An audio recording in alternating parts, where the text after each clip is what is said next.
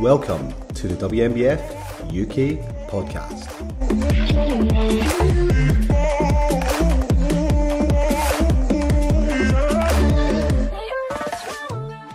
Hello and welcome to episode 12 of the WNBF UK Podcast with me, Sarah Glanville, as your host. Today's episode is going to be a little bit different. You'll notice that I am all on my own here and I do not have a guest with me. But don't worry, I'm not going to subject you to a whole episode of just me talking to myself. But we are doing something a little bit different with today's episode. Across Series 2 of the WNBF UK Podcast, I have spent my time talking to some incredible athletes and people involved with the WNBF UK. And I have asked all of them for their top advice for our first timers and novice competitors who are competing this Sunday for the first time, or they're very, very close to the start of their bodybuilding journey.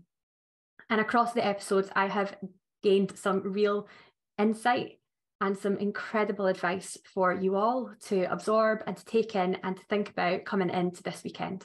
I thought the best episode to release just before the First Timers and Novice Championships was a wrap-up episode, consolidating all that great advice and bringing it together for you in one place so that you guys can go into this weekend feeling confident and ready to take on the challenge. So before I jump into pulling together all this advice for you, I thought I'd give you a little bit of a background on myself and my journey. I know that you've all been listening along, and some of you may know me from my own competing story last year. But for those of you who don't know me yet and haven't been able to pick up little bits throughout the series so far, my name's Sarah Glanville. I am a WNBF UK athlete. And last year I competed for the very first time. I started my season competing with other federations, some natural and some untested federations in the bikini class, looking to just explore my first season competing, trying a whole host of different federations and really getting to understand where I sat within the bodybuilding world. And at the end of my first run of shows, I stepped on the stage with the WNBF UK in the novice bikini class, and I had the most incredible experience. I was taken in by the community and the atmosphere backstage, by all of the resources and information that was available through the federation. And I had just the most fantastic day, spending time with like-minded people, all of whom were in the same position that I was at the very beginning of their bodybuilding journey. From there, on the day, I did really well. I was, really surprised and blown away to walk away with the novice bikini win, and also to take home the overall sword at the end of the day for the bikini class, which was incredible and well beyond anything that I'd ever expected to achieve in my first season. And that really was the theme of the first season for competing for me. I went on to compete in Supernaturals. I prolonged the prep. Me and Jack Thorburn had the joint longest prep of I think all time, starting on the same day at the beginning of January and ending at Worlds. But I competed with Supernaturals. I went on to take the bikini short class win and secure my invite to the Worlds in LA and to be part of the incredible WNBF UK team, which went across to LA together. And in LA, I had the most fantastic experience. I packed my bags, got on that flight and went out with some of the best natural bodybuilding talent in the UK, and had just the most incredible week spending time with them all, shouting on everyone at the Worlds and cheering everyone on as a team, and getting some incredible experience under my belt as a competitor, way beyond anything that I had ever expected to be able to achieve in my first year. I went from a first-time competitor to a Worlds amateur athlete. And I achieved that journey through the support of the WNBF UK. And since I've stepped off stage in LA, since I stepped off stage in November last year, I have been given so many opportunities to stay connected to the sport and to give back to the sport and help to build community within natural bodybuilding in the UK. And that is all through the WNBF UK. The reason I wanted to start today's episode with a little background of my own journey is because this time last year, I was sitting in your exact shoes on the start of show weekend for the WNBF UK First Timers Novice Championships, full of nerves, full of excitement, and just really ready to go on and make the most of my time up there. And I never could have foreseen the year that took off on the back of that competition. So when you're sitting there today thinking about stepping on stage in a few days' time, or if you're coming to this episode way after the fact and you're at the beginning of your competing journey and you're thinking about lining up for shows, this sport is phenomenal. And the WNBF UK gives athletes opportunities far and beyond one day stepping on stage. So guys, buckle up. You can have the most fantastic show day experience on Sunday with a federation that genuinely cares about its athletes, whose team backstage all want to be there and want you to have the most incredible day, the most special day. So guys, what I've done for you in this episode is I have went back through all of the episodes so far this year, all 11 of them, and I've pulled together 7 key points of advice that across these episodes, athletes have brought up and want you to take into this first show day weekend. So let's start. Piece of advice number 1, have a plan for show day. And then have a plan for show day too. So, and have backup plans, like food wise, like if, like you said, bikini's always on last, you might think you're going to be on at 4, it might end up being 6. So just have a plan and know that on show day, like you've done everything you can, and like nothing should go wildly weird or wrong on show day. There's no big stressors. Our bodies are very good at like just holding like a look, like you don't have to stress and look at your physique all the time, and yeah, just kind of chill. Know that you've, again, have that plan allows you to relax on show day, so you don't have to worry about things as much. Understand why you're doing the things you're doing. So I felt like generally, like during prep, I had pretty good dialogue, going on with Steph. So that I generally did have pretty good understanding. But there were a couple of things on show day that I thought, oh yeah, actually, why am I doing that? And I couldn't ask her. Yeah. So when there needed to be a little bit of a plan change, I was like, oh, do I do this first or do I do that first? Like, when am I taking this supplement? When am I taking that? Yeah. So I think if I'd have known why I was doing that, which was my own fault, I should have asked, then that would have been a really good guide for me. Guys, like Steve and Tash have laid out for you there, it is so important that you come into show day with a plan. So I hope you're working with a coach, or if you're coaching yourself, you have already structured out a plan for what the day will look like for you on Sunday. Know what you're eating, know what time you're wanting to be eating at, understand why you're doing the things that you're doing throughout the day, why you're eating at certain times, why you're wanting to take that pre-workout at a certain time, why you're wanting to pump up at a certain time. And that will give you the flexibility to be able to change and adapt as the day goes on, because we all know, or you should anticipate to know, that show days don't always go to plan in terms of timings. So if you know your plan and you understand why you have that plan, you'll be able to adapt on the day to succeed and step on stage in the best look that you possibly can do. Okay, piece of advice number 2, and this is one of my favorite bits of advice. Guys, enjoy the day, enjoy show day, and take all the pictures. Definitely enjoy it for a start. Like you may only get one shot at competing, who knows? Yeah. So enjoy it when you're there.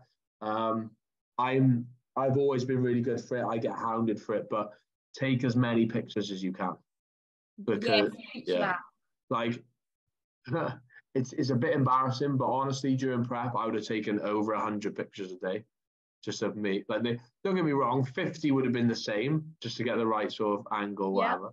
But I took so many pictures. I got 37,000 pictures on my phone, and I reckon 12,000 of them would have been that last prep that just went. So just take the picture, because you'll want those memories forever. But honestly, like, every day or any big event, make sure you take pictures. Love it. I completely agree. And then on the show day, try and relax as best you can. Enjoy the day, like watch the other people on stage when you're not having to be there.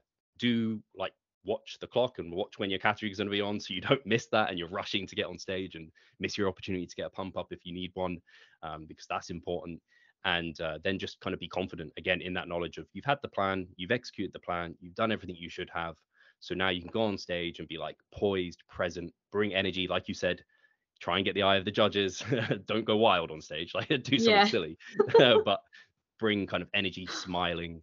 Don't kind of look drawn out, like really like sad that you're there and everything. Try and enjoy that process, because I mean, that's why you did it in the first place, right? So yeah, that would kind of be my general advice for people who are leading into this. So a big thank you to Jack and Steve for those little golden nuggets of advice. You have worked your butts off, literally, to get on stage this weekend. Do not turn up on Sunday without the intention to enjoy yourself. So make sure that throughout the day, you take some time to really just remember why you're here. Remember the achievement that it is to step on stage at all, and to be surrounded by people who are at the exact same point of their competing journey and are taking on this crazy challenge just like you. Take lots of pictures of yourself all glammed up, all ready to go with your tan on, with your makeup done, in your sparkly bikini or your new pair of posing trunks. Take the opportunity to soak it all in and enjoy the day. You have earned it. Piece of advice number 3.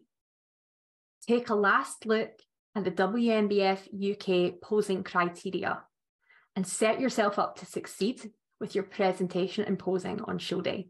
Yeah, so we touched on it a bit already, obviously, but the presentation side of things is everything.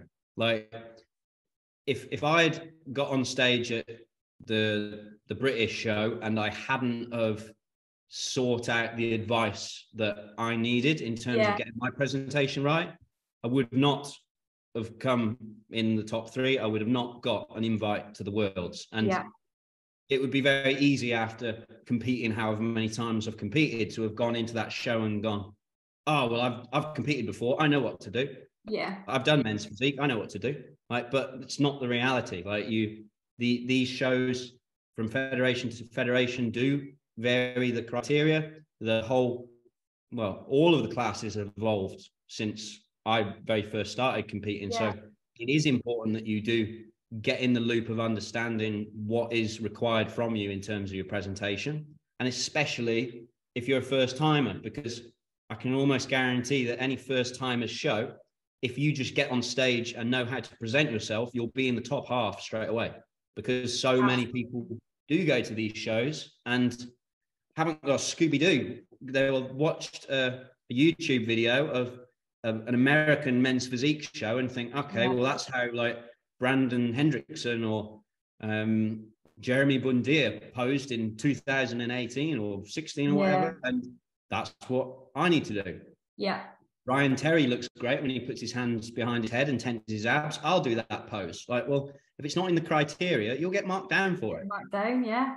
But there is a lot to be said for getting around people that really do know what they're doing and have done it, even if that's just for the sake of, well, like what I did with, like, I did a video posing kind of tuition session with Josh Croggan, again, men's physique pro. He'd got his pro card the year before. He'd won the British. He'd come 3rd at the Worlds. Yeah. Who better for me to kind of speak to about, well, what do I need to do? Yeah.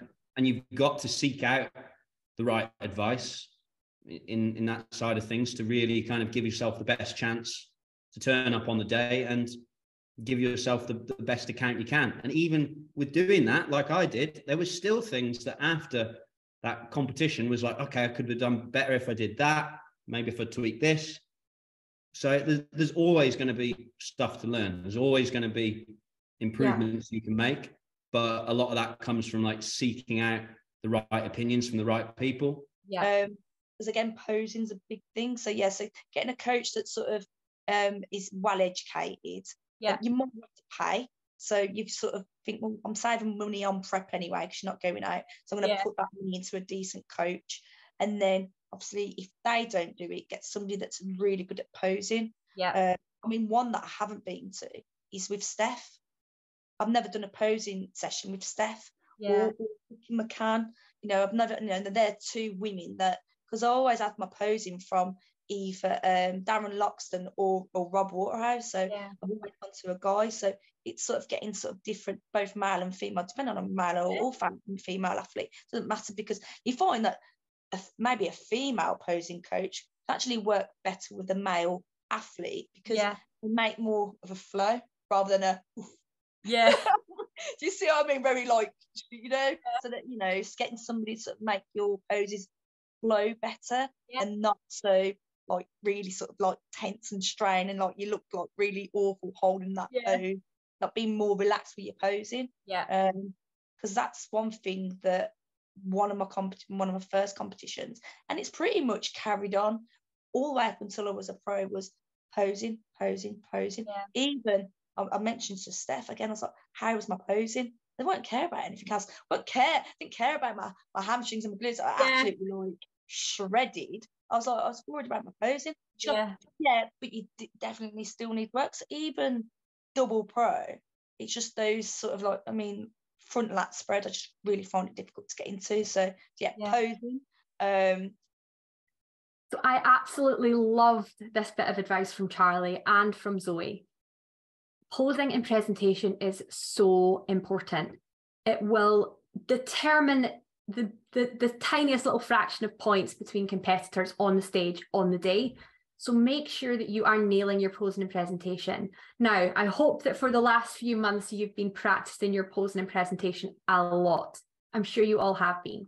But what I would do this weekend is take that last opportunity to jump on the WNBF UK website and to check out the posing criteria for your class.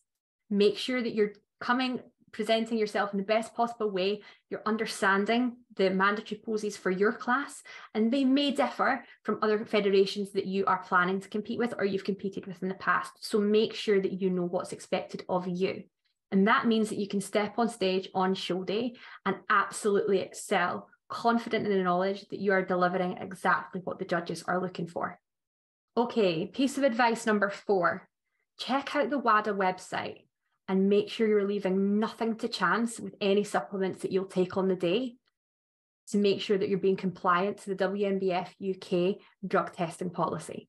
Again, we've, as a WNBF, got like a supplements where you can check your supplements before you take them. Have they got like a Facebook page? I don't think that they have that on the website, but I think that they'd have the direction to the WADA website, the WNBF UK website, and you can check it all there. Yeah, I think that's the other thing is with like supplements. I know the BNBF, they have a page, so you before you buy it, you'll take a snapshot and you'll put it on there, because there has been situations where when you go into local gyms and then you take a scoop of pre-workout, and then before you know it, you think you can get it off them. Well, actually, it's okay when sometimes there's ingredients in there that you shouldn't be taking. I know it's only like probably one scoop, but it's that could come upon a drug test. So it's getting you sort of like, don't just go out and buy anything. It's making sure that it's checked, or even text someone like Steph, like if it's WNBF, what, Steph? Double check, is this okay? Yep. This is such a good point from Zoe. This is such a good piece of advice. Thank you, Zoe, for bringing this up. So last year, we did have a couple of instances where people were drug tested as per the policy, and they had actually taken pre-workouts on the day of competing that had contained banned substances. They may have taken these off their own back. They may have been advised by a coach to take these pre-workouts. But guys, it is your responsibility to make sure that any pre-workouts, any supplementation that you take on show day or on the lead up to show day is compliant with the WNBF UK drug testing policy, which is reflective of the WADA code, the World Anti-Doping Agency code. You can check this out online. It's completely accessible to you. If you've been suggested to take a pre-workout, or you're thinking about taking a pre-workout on the day to help you with your pump up, taking any supplementation on the day to help you to get your desired show day look, whether that's advice from a coach or something off your own back, make sure you check that ingredient list on the WADA website. The last thing you want to do is to turn up to a federation that invests in drug testing and to let yourself down and to be banned from further natural competition because you missed something on an ingredients label. It's really easy to do. You can get through onto the WADA code through the WNBF UK website. Don't take the chance, check it out and make sure that you are compliant. Piece of advice number 5, get to know the competitors around you. I definitely would say don't shut yourself off to everyone. Like, whether that's in person or even on social media. And these days you've got access to, like, I know I said at the start, I didn't have many friends around me, but realistically I spoke to hundreds of people every day on socials.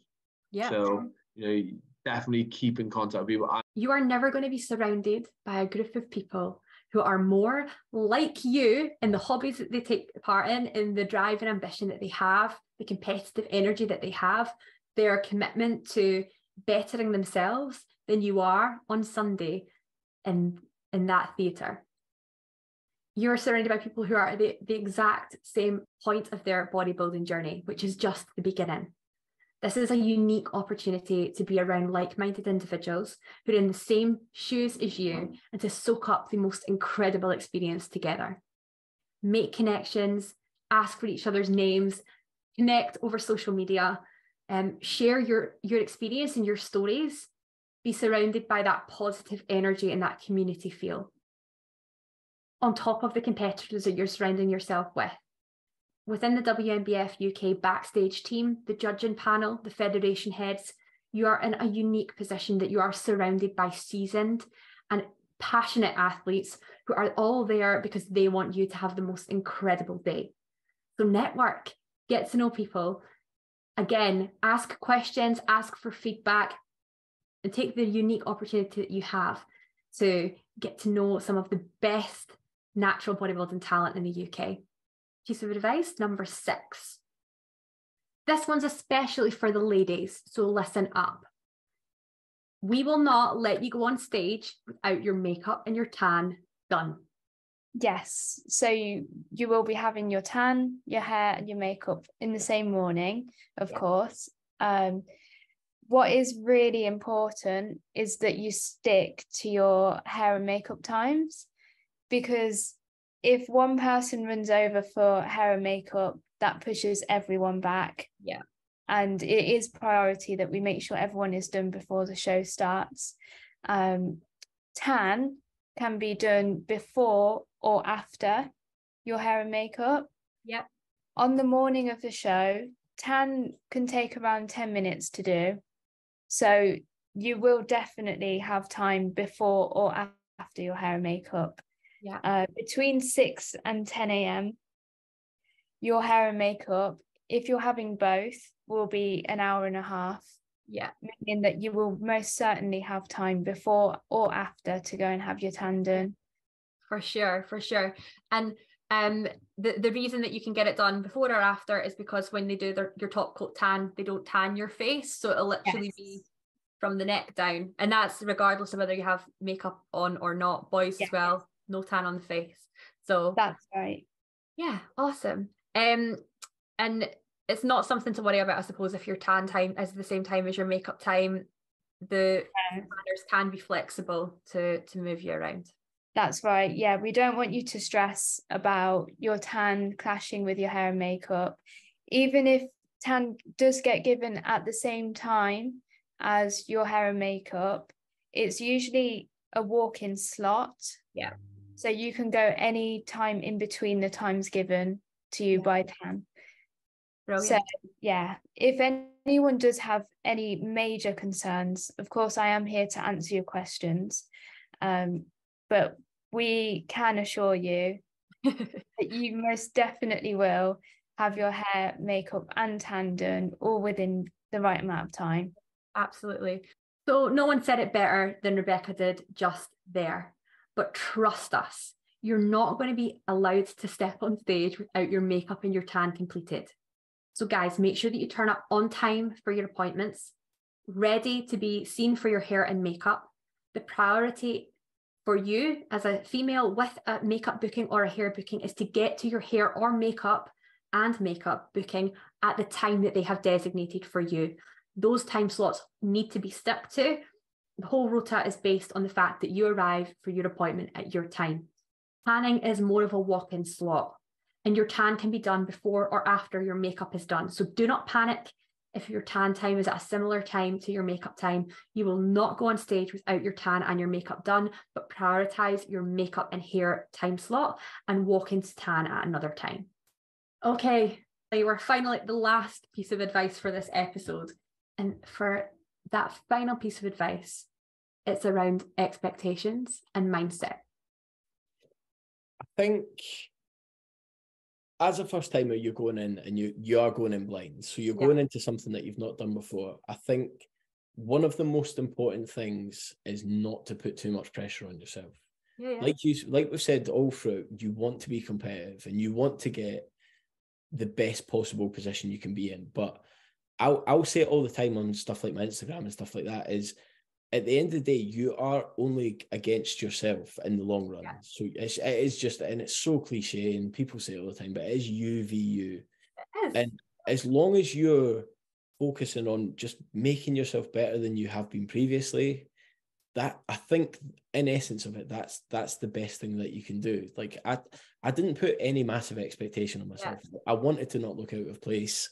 I wanted to be competitive, but I wasn't focusing on like, right, I want to win, then I want to win the overall, and I want to make sure that I'm the best. Like I literally just was, I'd done that photo shoot in 2021. I was like, right, I just want to be in better shape than I was in that photo shoot. And if I can achieve that, then I've achieved my goal.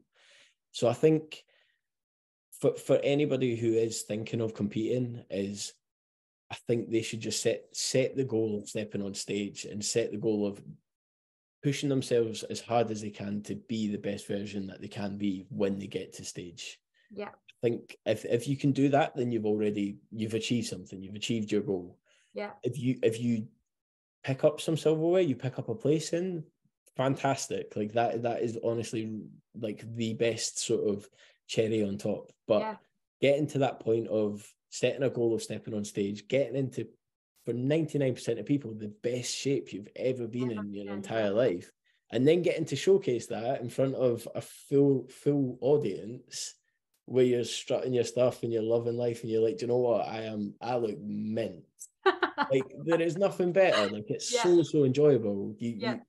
And I think it's something that if you can do that and you can achieve that goal, you can be incredibly proud of yourself. Yeah. Like regardless of, like I said, placings, regardless of the competition element, you've improved, and that's where I would say set that goal, do everything you can to obviously to achieve it, but don't put too much expectation on the things that aren't as important. Like for me, the placings weren't important. They genuinely weren't. Like going into potential seasons down the line, for me, they will be important. I'll be like, right, I am wanting to kind of step up a little bit. But that first season, you've got to enjoy it, because otherwise you're going to put so much pressure on yourself, and it's definitely not needed. Oh, completely. Honestly, I think we pretty much had the exact same mindset coming into season one. You know, the stage is always going to be there. And I think when you're, the biggest thing for me is I know myself, like I am a very competitive person. Like put me in a bowling alley or like on like a game of air hockey or something, like I'll be raging if I lose. So what I didn't want to do was to be setting myself up in this first season doing something I've never done before in a very subjective sport, that I was going to be disappointed in bringing my absolute best. How could I ever set my expectation up to be that I could be disappointed in being the best version of myself, that, you know, looking the best I've ever looked and achieving something I've never done before, and stepping out my comfort zone and stepping on stage in a sparkly bikini, like in front of all these people, and like, how could you be disappointed in achieving something incredible? So for me, that was only ever the expectation this first season, was to get onto stage, get there safely and in a way that, you know, I was proud of the way that I'd managed my prep, and you know, trying to preserve my health as much as possible, and then see how it all fell out, take my feedback, go away, work my ass off, and come back in a few years' time and say, do you know what, actually I do want to be competitive this year, because I've had the experience, I've got some experience under my belt, and I know what to work on. I've worked on my feedback, and now it's time to get the competitive head on. But for the first season, it was always just about, I want to be proud of myself, and I can't set my expectation to be anything other than just turning up in my best. And if I turn up in my best, then I can't be disappointed.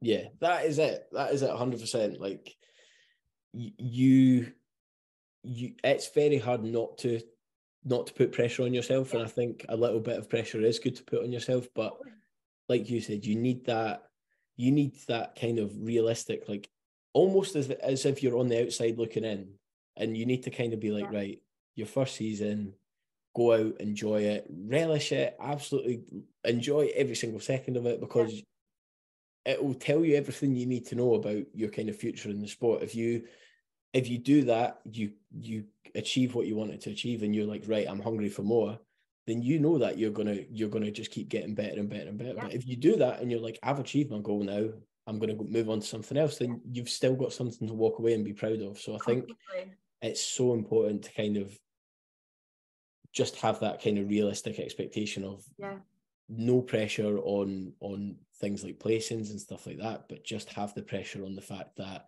you want to do as best you can, and that's all you can do, and be proud of that fact regardless of result. Making sure you're staying in your own lane. I'm nicking this one from Steph because it is just so key. You know, bring your own goals, be really focused on your own goals, and really commit to them, because that's going to be your grounding. And third tip, what's my third top tip? Just give yourself time. I mean, this is ironic coming from me. I should take my own advice, but yeah, just give yourself time to plan, to prepare, to reflect, and those are my three. I love that you said to reflect, because I think it's so easy just to get so stuck in just keep plowing forward, but there's so much to learn on the prep journey, and there's so much to learn, especially in your first season. It's so new to you.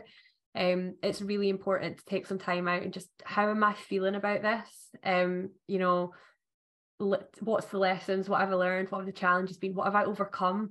It's so important to reflect on the journey as well. I love that bit, so thank you. That perspective is really important. A lot of times, and I've been guilty of this myself, when you are judging your progress, you're always looking at really, really top level guys, and you're looking at Instagram lighting. You're looking at people who are absolutely super shredded.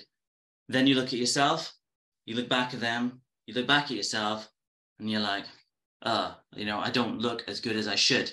But what you need to do is you need to look at it compared to where you were and where you are now. Because bodybuilding, more than any other sport, more than most other sports, is very much you versus you. And I know that's so cliche and so cheesy, but it really is. It's you versus you. And how you view something is very, very important in that regard. I mean, a good example of this is I competed in 5 shows in 2022. So it's a very busy season. And the BNBF show, which was the second show I competed in, I placed second last out of a lineup of 6. I placed 5th, so I didn't place. And then at the NPA, I went on and I won a British title. So if I was looking at it from the NPA perspective, I'd be like, you know, it's brilliant. I'm a British title winner. I'm amazing. And then there would be, if I was looking at the BNBF in a certain way, of like, I'm a no-hoper. I've finished 5th, no trophy, no success. But it's about how you look at it. I could have looked at that BNBF show as a failure. But what I remember from that is feedback I got from the judges saying it was the best I'd ever looked. The competitiveness of that lineup, I didn't look out of place.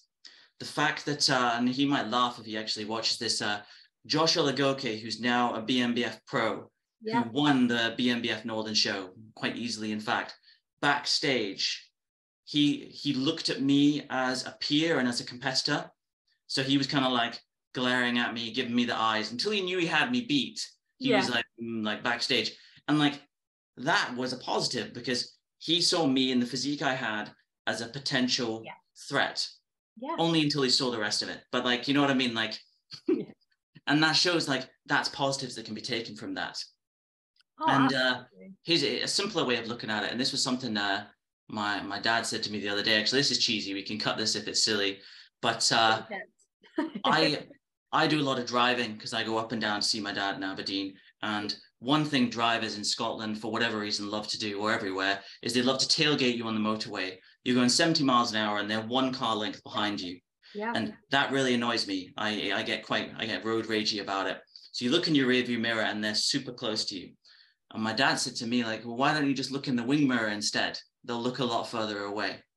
And then you'll stress about it less. And that's perspective. The car is the same distance behind you, no matter what. But if you look in the rear view, it's really close. You look in the wing mirror, it's further away. How you choose to view the situation will affect your reaction to it. And your reaction to it is the most important thing. So you've got to find the positives in your prep. You've got to find the positives in your progression and not just focus on the negatives or the losses or the lack of trophies. I mean, it took me 6 years to win my first trophy from 2013 to 2019. But then I just kept working on the weaknesses. And in the end, it all came good. So you just got to keep working at it. Some of my favourite conversations throughout the podcast this year so far have been on the topic of mindset and setting expectations as a competitor.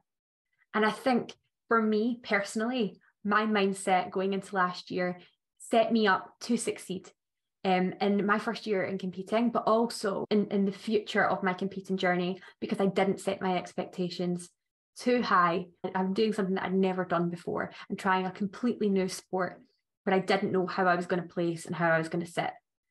You have worked far too hard over the last 12, 16, 20, 25 weeks to get yourself into stage condition, to step on stage for the first time, to be disappointed in not doing as well as you thought you've done. The fact that you have got to stage in the first place is phenomenal, and you should be incredibly proud of yourself. The fact that you have completed that challenge is more than many, many people would ever be able to do. And you're taking part in a sport in which success is rooted in longevity. The people who are great at this sport are the people who have invested the time in growing, in maturing as an athlete, into developing their physique. This is day one, or the very close to day one of a long bodybuilding journey for many of you.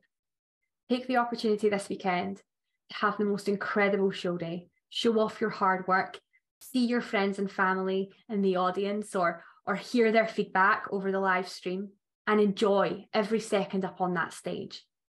Speak to the judging panel, look at your scorecard and soak in that feedback. Know what it is that you need to do to be better. Whether you win your class or not, you will have feedback to work on. No one is a finished article, and that is the beauty of bodybuilding. So set your expectations just to have fun, just to enjoy yourself, just to feel rewarded after a hell of a long prep, and know exactly why it is that you have taken on this journey, and be proud of yourself for completing it. Thanks, guys, for listening to episode 12 of the WNBF UK podcast. I hope that this wrap-up episode has been enjoyable, albeit a little bit different to our normal format. We're going to be back again in 2 weeks' time with our next episode. And it's going to be the first episode after our first show of the season this year. And I'm going to be speaking to one of my favourite people, Mr. Dave Langsdale, WNBF Pro men's physique competitor. Dave and I co-captained the WNBF UK team last year. They went out to LA, and we are presenting the WNBF UK First Timers and Novice Championships show together this weekend. So we are going to have a nice little wrap up once the show is over, and we'll be talking about how incredible the day was. Thank you all for listening. I appreciate all of your time, and I want to wish you all the best of luck for show day on Sunday. Thank you all for listening. This has been the WNBF UK podcast. Check out CNP, our sponsors, and sign up for our events at WNBFUK.com.